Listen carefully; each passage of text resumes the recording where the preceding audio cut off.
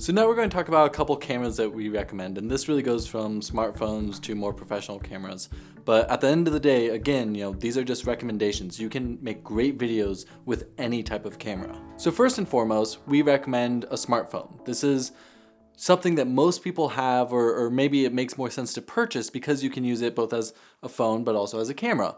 And it's really pretty incredible what phones can do these days. So if you're looking for a more economical choice, maybe look at a phone to start off with. For the people that are going to be shooting in their homes off of their computer or laptop, while the camera inside your computer does work well, we recommend getting an external camera that just clips onto the top of it or you can place in different positions. For this, we recommend the Logitech C920 or C930.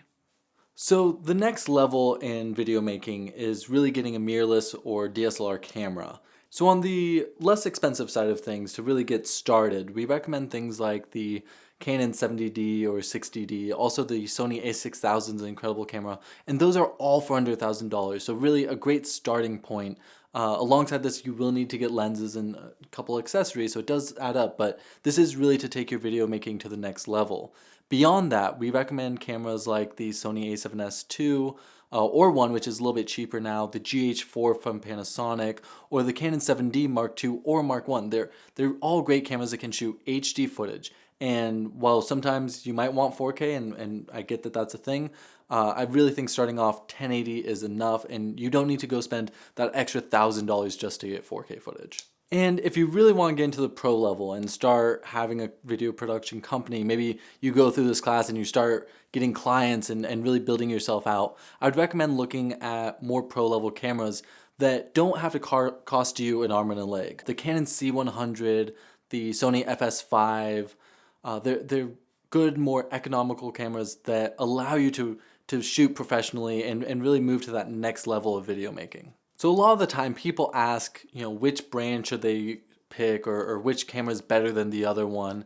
And while I have my personal preference, I think every video maker does have their own preference as to which one they like most. The most important thing is to pick a path and stay with that. If you're going to shoot with a Canon camera, you're going to be shooting with Canon lenses, and thus you're going down that path. If you start shooting with another camera, you need to think of the accessories you're going to be buying, because to go from a Sony to a Canon or a Canon to a Nikon, it adds up when you go and sell everything off and then have to buy all new accessories. Also know that there's benefits to different ones. Sony currently is leading the way in low light sensitivity, whereas things like Canon, you have so many lens options at a much more economical price point. So there's pros and cons to every camera, and you just have to decide what's right for you. So once you've decided the camera, a really important step is picking lenses. This is ultimately going to affect your image quality quite a bit. And it's something that I've always said, you can pick a cheaper camera but invest in lenses, because these things will last you a much longer time. Starting off, most cameras, most DSLRs or mirrorless cameras will come with a kit lens. And this is a very generic zoom lens that is typically a little bit slower, not going to give you the really professional look, but it's a fully functional lens. For most professionals, the 24-70 f2.8 zoom lens is sort of the gold standard. It's medium range, you can get a wider shot, you can get a tighter shot. It's just a good standard lens. And Canon, Nikon, Tokina, Fuji, everyone has their 24-70. It's very, very basic lens and good kit lens. From there, the 70-200 range, more telephoto, is another important lens to get, and that allows you to be farther away and zoom in on someone. And while zooms are great, and whether it's the kit zoom or a more expensive zoom lens, the quality can be diminished in a zoom lens. So really you should be looking at prime lenses as well. And by prime lens, I mean fixed focal length, meaning you can't zoom in or out. It's one set length, so it's either a wide lens, it's a telephoto lens, but you're not zooming in or out.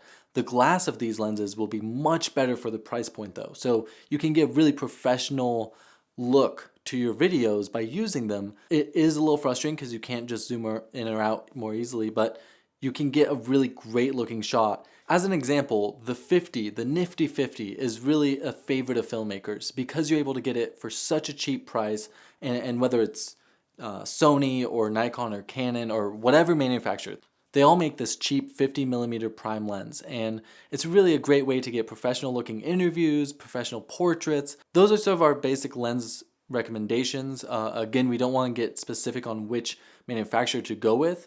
I think if you look at the price, you'll be able to know which lens is better quality or performs better in low light. It's fairly obvious when it comes to lenses. So while this all might seem like a lot of confusing jargon from the filmmaker, what it comes down to is you're gonna probably buy a camera and it'll probably have a kit lens. So it's gonna be 18 to 55 more than likely, and it'll be an f3.5 to 5.6, and that's a very standard lens. But as you get into more video making, and if you purchase a camera, a DSLR or mirrorless camera, we recommend looking into prime lenses, looking into nicer zoom lenses.